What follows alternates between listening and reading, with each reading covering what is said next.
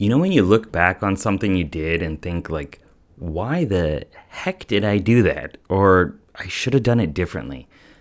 Of course you have, right? We've all been there, but many of us stay in that place for way too long, are really hard on ourselves, and spend a lot of time beating ourselves up over past things and not doing better. But what if you didn't have to be so hard on yourself?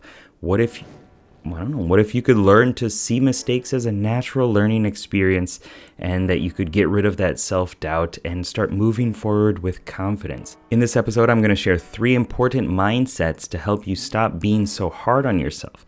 And if you want to feel more confident in your future actions and your future steps that you take in your life, stay tuned. You are your own worst critic. You might have a mantra like, I'll never get this right, or what's wrong with me, that you constantly chant to yourself. But when you're too hard on yourself, it can actually make you more anxious, right? Make you more depressed and feel guilty. It also affects your interactions with others, because if you tell them repeatedly how much you suck, then eventually they're going to believe it too. And that doesn't mean that you should never criticize yourself, right? Criticism is an important part of self-improvement and personal growth. It helps you become a better person in ways, right? You have to balance that criticism with a healthy dose of self-compassion. So it's time to stop beating yourself up over what you did or didn't do yesterday or in the past and start embracing that superhero that you are today or that you could be soon into the future. Embrace your strengths. Instead of focusing on what you don't have, focus on the positive qualities that are unique to you. Maybe you're naturally curious and have a gift for asking insightful questions. Or maybe you're incredibly patient and attentive when listening to others. Spend some time thinking about what makes you special. A good analogy for this is when you're playing a role-playing game, right?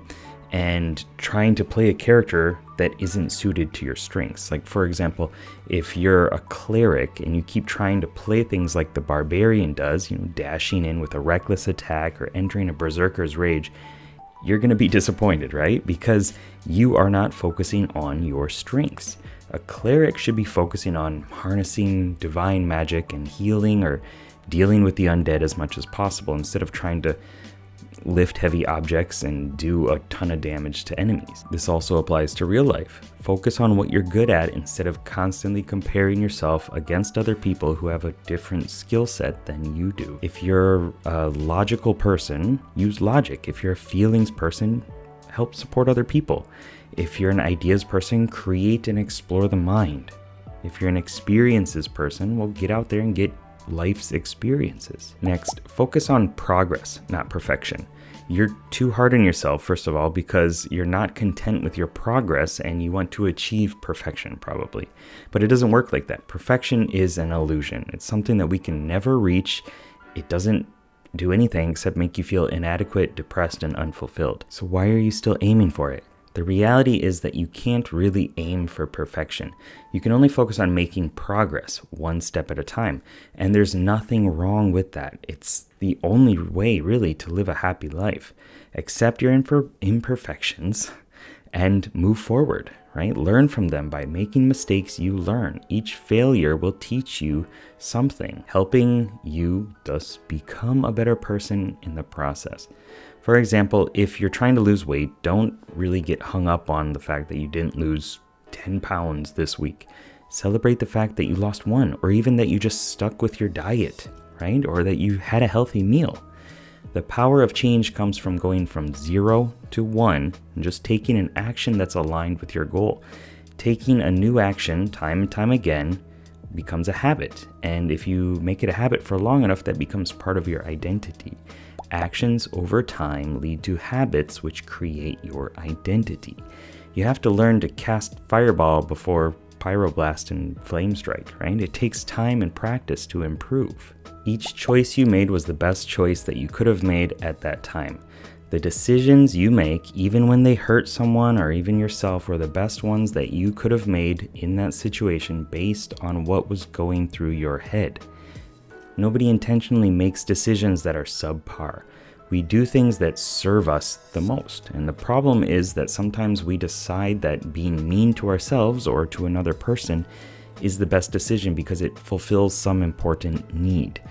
For example, if you're in the middle of an argument with someone, right? You might unconsciously think insulting them is going to make them give you what you want. If you can make them feel bad about themselves, doesn't that mean that they'll want to stop feeling bad? And if they want to stop feeling bad, then wouldn't that mean that they'd be willing maybe to compromise so the whole argument could end? The end game of the interaction was peace. The method to get there was just based off the potential pathways that you thought of at that time. Any action taken was the best choice that anyone had at that time. It may not have been the best choice in hindsight, but it was the best choice with the tools and the resources that you had on hand. This principle is useful in order to remember that with our current wisdom and knowledge, we could or would have done things differently in the past. But then again, we got this wisdom and knowledge exactly by doing those things and making those mistakes in the past. As a result, now we have new tools to do things differently, right? We can change our choices today by using those new tools from the mistakes that we had in the past. We can have different reactions to what people say or do and expand our potential. So what mistakes from your past will you use as tools for a better future? The key to letting go of self-judgment is to remember that nothing is permanent.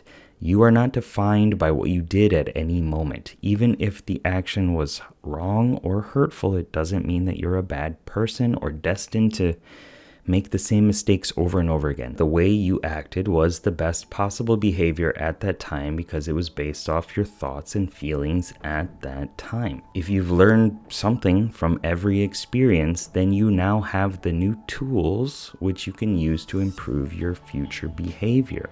So don't beat yourself up by, not knowing something before. Just think about how grateful you are or could be that you've got new opportunities, a new mindset, skills, and a perspective. So if you made a bad choice then take that motivation to learn more. Through reading or courses or new experiences, you can learn more and then take different actions in the future and have more resources to pull from. If you can recognize and appreciate the skills and abilities that you possess, you can begin to view yourself in a more positive light. Seeing yourself as a valuable person who has worth reduces the amount of pressure you place on yourself to be or do something else. Instead of focusing on the ways in which you fall short of your expectations, focus on the progress you're making every day. You are doing the best that you can do with the tools and resources available to you, and this is something that can be celebrated. When all else fails, remember that each choice you made was the best possible choice you could have made at that time. When we reflect on our past mistakes, it's easy for us to look back and through this lens of hindsight and feel bad about all these different ways that we could have done things differently. But when we focus on what we know now instead of what we knew then, and we keep kicking ourselves over that not having that knowledge, then we just fall into this rut, in this cycle, this loop of bad experiences.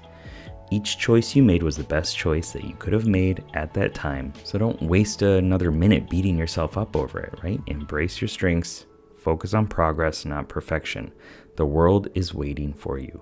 Game on. The world is waiting for you. Game on. I should talk like this in every video. Crack, crack, crack. Makes your teeth go pop, pop, pop, pop. In this episode, I'm going to share 3 important mindsets to help you stop being so hard on yourself.